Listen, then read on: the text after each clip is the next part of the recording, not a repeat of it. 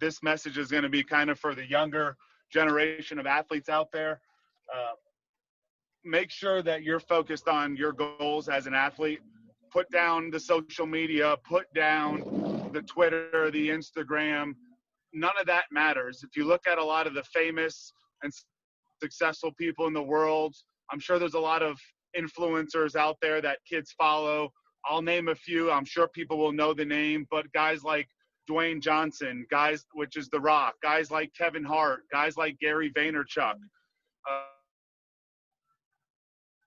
sales guys, business guys, Grant Cardones, the Andy Frisillas, the Joe Rogan, these guys that are all famous and popular and all over millions of followers on social media, they didn't just start being popular on social media. They spent 5, 10, 15, 20, 30 years putting their head down and doing the work. Gary Vaynerchuk will tell you he didn't have a social media follower until he was 35 years old. He spent from high school, from the age of 15 to 35, 20 years just working and building a business.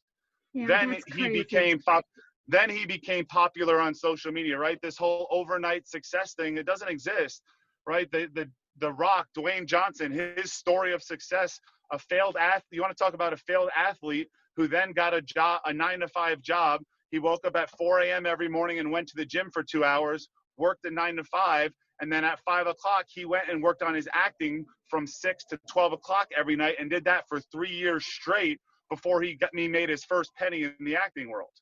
Kyle, So kids, a lot of kids awesome. These days just live in this fantasy that they can just get a lot of social media followers and have talent on this field or on the court, and they're just going to be successful, when the real work is done behind the scene, when the lights are off, when the phones are down, and that's where you'll actually become success.